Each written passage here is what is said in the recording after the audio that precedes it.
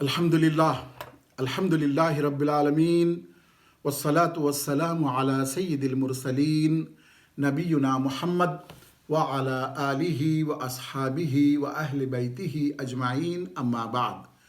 मोहतरम बुज़ुर्गों, भाइयों, अज़ीज़ दोस्तों और माँ और बहनों, अस्सलामु अलैकुम व रहमतुल्लाहि व बरकातुहू।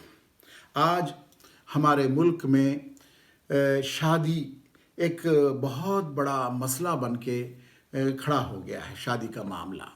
और शादी के लिए ख़ास तौर पर लड़की वालों के लिए ये मसला बड़ा ही गंभीर मसला हो गया है, क्योंकि हमने इस्लाम से दूर होकर, किताब व सुन्नत से दूर होकर, शरीयत से दूर होकर गैर मुस्लिमों के आदात व अतवार, उनके रस्म व रिवाज को लेकर अपने लिए मुसीबत पैदा कर ली है।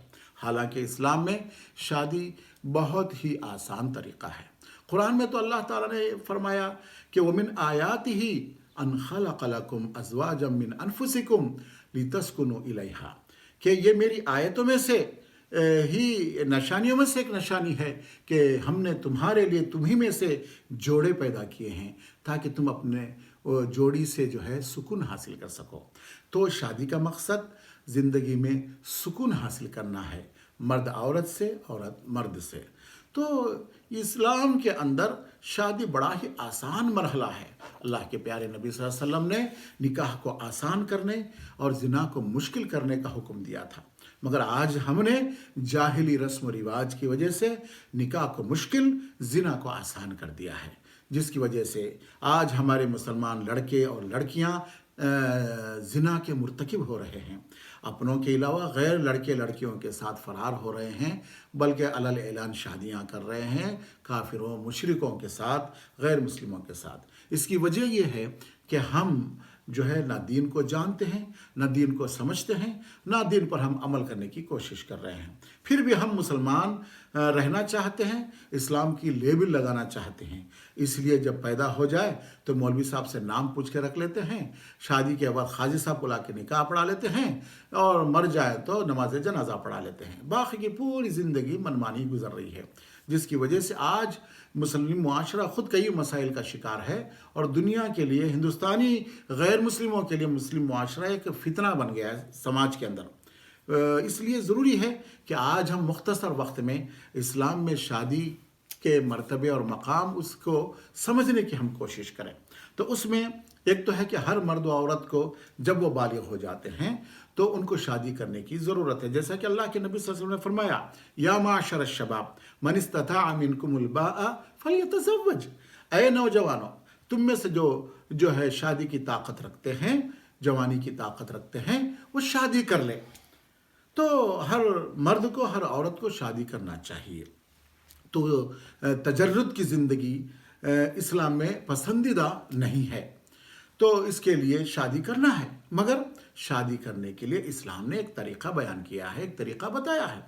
वो ये है कि निकाह का तरीक़ा इख्तियार किया जाए। अब उसके लिए लड़के वाले आगे बढ़कर लड़की वालों से बात कर सकते हैं, या लड़की वाले आगे बढ़कर लड़के वालों से ही बात कर सकते हैं। सहाबा इकराम से हमको साबित है कि कोई भी बात, शर्म की कोई बात नहीं है कि हम कैसे बात करें, बात करके रिश्ता तय कर सकते हैं। रिश्ता में क्या देखना चाहिए? अल्लाह के नबी सल्लल्लाहु अलैहि वसल्लम ने फरमाया कि 4 चीज़ों की बुनियाद पर आदमी रिश्ता करता है शादी का। नंबर 1, उसके जो है खूबसूरती को देखकर, या लड़की के माल को देखकर, या उसके हस्ब नस्ब को, ख़ानदान को देखकर करता है। मगर तुम दीनदारी को देखकर शादी करो, अखलाक को देखकर शादी करो, अल्लाह तुम्हारा भला करे। तो आज हमारे मुआशरे में हिंदुस्तान के जो है दीनदारी को तो कोई पूछता ही नहीं। पूछते हैं तो सबसे पहले खूबसूरती, कि खूबसूरत होना चाहिए, रंग गोरा होना चाहिए। अरे गोरा रंग हो, काला रंग हो, सौला रंग हो, रंग कोई हम लगा लेते हैं? वो तो अल्लाह की देन है, रंग कौन सा भी हो सकता है, रंग कोई बड़ा मसला भी नहीं है।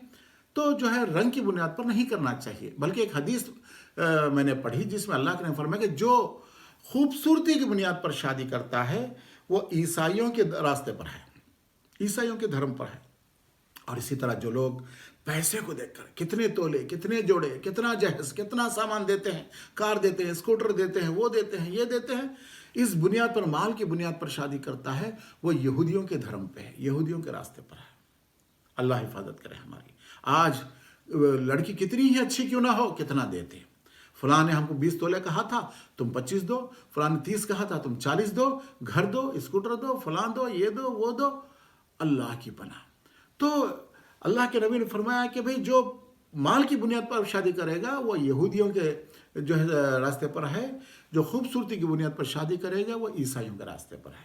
اور پھر تیسری چیز کہ جو خاندان کی بنیاد پر ہم شیخ، ہم سید، ہم پٹھان، ہم فلاں، ہم انصاری، ہم فلاں پنصاری، تو خاندان کی بنیاد پر جو شادی کرتا ہے حدیث میں آیا ہے کہ وہ مشرکوں کے راستے پر ہے. چونکہ مشرک ہے ایسا کرتے ہیں، ان کے پاس طبقاتی نظام ہے کہ ہم برہمن ہیں، ہم چھیتری ہیں، ہم شودر ہیں، ہم فلاں ہیں.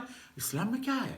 لا الہ الا اللہ محمد رسول اللہ جس نے پڑھ لیا وہ بس مسلمان ہے، وہ کسی بھی خاندان سے تعلق رکھتا ہو. تو ہمارے پاس شیخ سید آج کل ہمارے ہاں تو اللہ کی پناہ، ارے بھائی پٹھانوں کو شیخوں کو نہیں جمتا، سیدوں کو ان کو نہیں جمتا، شیخوں کو نہیں جمتا، بیگوں یہ کیا باتیں ہیں؟ اگر ہمارے پاس ایمان ہے، اسلام ہے تو سب جمے گا. اگر وہ نہیں ہے تو نہ پٹھان کو پٹھان سے جمے گا، نہ شیخ کو شیخ سے جمے گا، نہ سید کو سید سے جمے گا، نہ بیگ کو بیگ سے. اصل مسئلہ ایمان کا ہے. اللہ پر ایمان، آخرت پر ایمان، رسول پر ایمان، قرآن پر ایمان، تقدیر پر ایمان.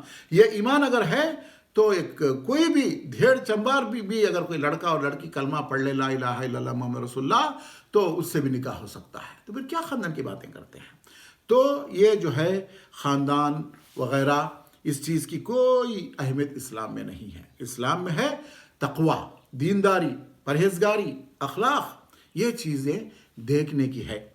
تو جو ہے اگر کوئی ایسا لڑکا آ جائے یا لڑکی کا پیغام آ جائے تو اللہ کے نبی کا فرمان ہے کہ اگر کسی کا پیغام تمہارے پاس آ جائے جس کے دین اور اس کے اخلاق پر تم کو اطمینان ہو جائے تو قبول کر لو، ورنہ زمین میں فساد پھیلے گا.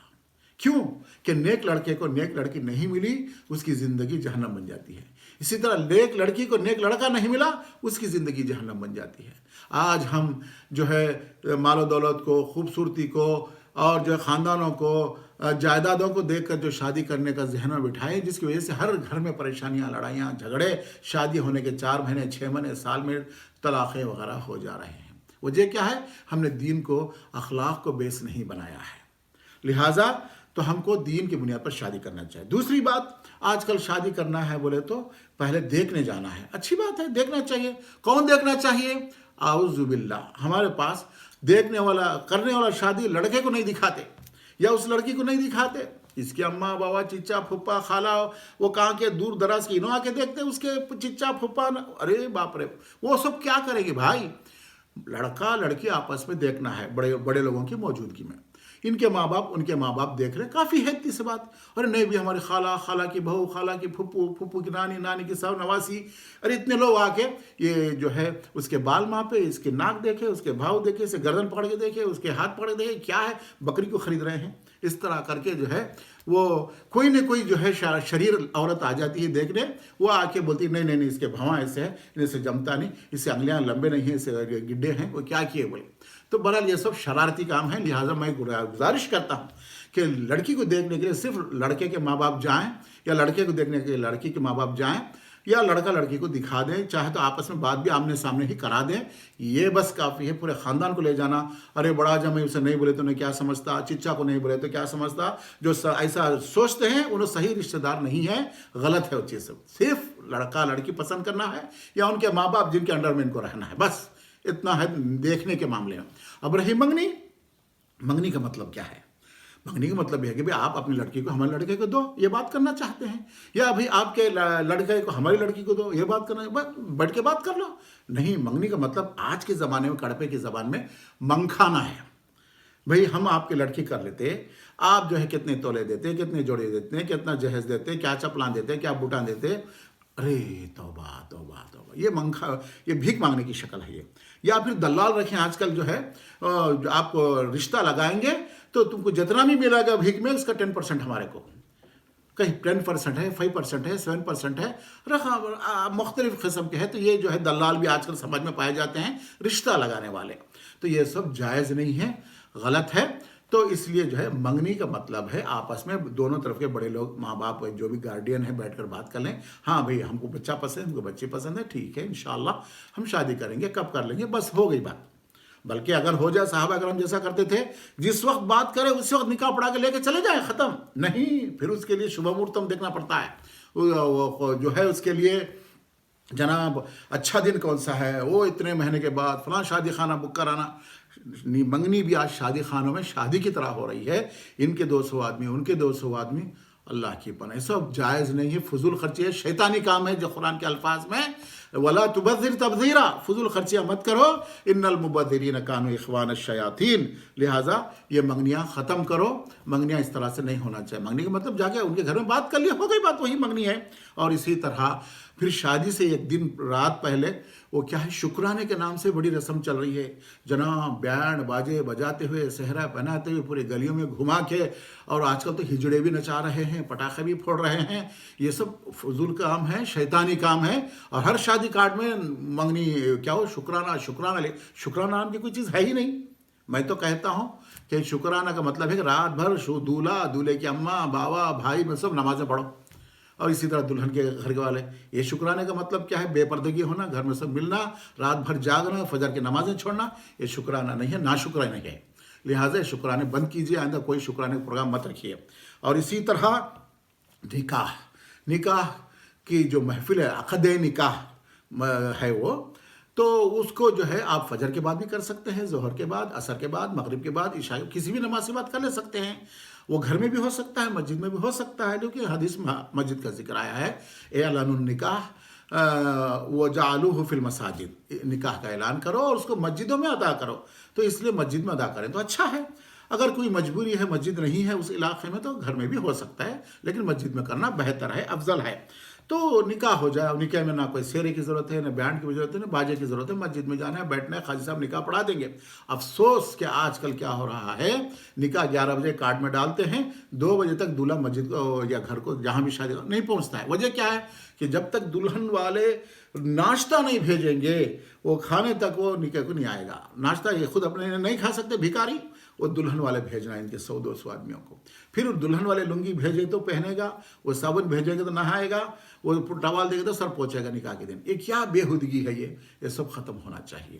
تو نکاح سیدھا سادہ مسجد میں بہتر ہے. عصر کی نماز کے بعد رکھ لیں تاکہ کوئی کھانے کا ٹائم نہ ہو. عصر کی نماز کے بعد اعلان کرے بھائی نکاح ہوتا، 5 منٹ بیٹھ جائے، نکاح پڑھا دے، مبارکباد دے لیں، وہ کھجور مٹھائی جو بھی ہے بانٹ لیں، آج کل کے سب چائے بسکٹ رکھ لیں، ختم ہو گیا معاملہ. مغرب تک مبارکباد ہو جائے گی، مغرب نماز پڑھ لیجیے، دلہن کو لے کر گھر چلے جائیے. پھر کوئی جلوہ ٹلوا بلوا نہیں ہوگا جو بے ہودہ چلتی ہے ہمارے پاس رسم جلوے کے، وہ سب ختم. صرف رہ جاتا ہے ولیمہ. ولیمہ جو ہے دلہا میاں اپنے گھر میں اس دن کر لے، دوسرے دن کر لے، تیسرے دن کر لے، چوتھے دن کر، اس کی سہولت کے مطابق کر لے. اور وہ 10 آدمیوں کو کھلا سکتا ہے، کھلا لے، 100 آدمیوں کو کھلا سکتا ہے، پورے گاؤں کو کھلا سکتا ہے، اس کی طاقت کے مطابق ہے. اب اس کے لیے جناب شادی ہو رہی ہے کہیں جو ہے، مثلا کڑپا میں شادی ہو رہی ہے، اب پھپھو آنا ہے حیدرآباد سے، چاچا آنا ہے کلکتہ سے، ماموں آنا ہے کویت سے. کیا کریں گے سارے لوگ آ کے جو ہے، یہ کیا فرشتے ہیں یہ؟ آگے کیا کریں گے؟ اتنا پلاؤ کھائیں گے، وہ پلاؤ اپنے گاؤں میں نہیں کھا سکتے. یہ غیر ضروری چیزیں گاؤں پر سے گاؤں بلانے کی. شادی میں کارڈ بھی اسی طرح کرتے ہیں، 200 400 500 1000 پرنٹ کرا کے گلی گلی گاؤں گھوم کے تھک جاتے ہیں. تو یہ چیزیں بند ہونا چاہیے. فون پہ جس طرح بات کر لیتے ہیں، کویت میں بیٹھ کر انڈیا بات کر لیتے ہیں، انڈیا میں بیٹھ کر امریکہ بات کر لیتے ہیں، مان لیتے ہیں ان باتوں کو. اسی طرح شادی کے لیے بھی رشتہ داروں کو فون کر کے دیکھو فلاں دن ہمارے بیٹے کی شادی ہے، جن کو بلانا ہے بلا سکتے ہیں. یا پھر آج کل اخبارات ہیں، ٹی وی چینلز ہیں، اس میں ڈال دیجئے فلاں کے لڑکے کو، فلاں کی لڑکی کو شادی فلاں تاریخ کو ہے، آپ سب لوگ دعا کیجئے، کافی ہے، بس اعلان ہو گیا پورے گاؤں کے اندر. تو اس طرح کم سے کم خرچ پہ آسان سے آسان شادی کرنا چاہیے. اور ولیمہ بھی جو ہے کوئی دکھاوے کے طور پر قرضے لے کر، سود کو لے کر نہیں کرنا چاہیے. اپنی طاقت کے مطابق ولیمہ کر لے، جیسا کہ اللہ کے نے فرمایا کہ ولیمہ کرو. عبد الرحمن بن عوف کو فرمایا اللہ کے نبی نے، خواہ ایک بکری ہی کیوں نہ ہو. لہٰذا ہماری طاقت کے مطابق ولیمہ کریں. تو اس طرح اگر ہم سادگی کے ساتھ شادی کریں گے تو آج جو خودکشیاں ہو رہی ہیں، آج جو طلاقیں ہو رہی ہیں، آج جو لڑکے لڑکیاں ان کے ساتھ بھاگ جا رہے ہیں، یہ سو مسئلے ختم ہو جائیں. میں درخواست کرتا ہوں تمام ماں باپ کو، لڑکے والوں کے بھی لڑکی والوں کے بھی، سادگی کو اختیار کریں اور اللہ سے ڈریں، چونکہ ایک دن مرنا ہے، اللہ کو حساب دینا ہے. اللہ کے نبی نے جو نمونہ ہمارے لیے چھوڑا ہے شادی کا، اس طریقے سے ہم کو شادیاں کرنے کی کوشش کریں. اللہ تعالیٰ مجھے اور آپ کو اور تمام امت مسلمہ کو فضول خرچیوں سے بچنے، اللہ کے نبی کی سنتوں کو اختیار کرنے، سادگی کے ساتھ شادی کرنے کی توفیق عطا فرمائے. وآخر دعوانا ان الحمد للہ رب العالمین. السلام علیکم ورحمۃ اللہ وبرکاتہ.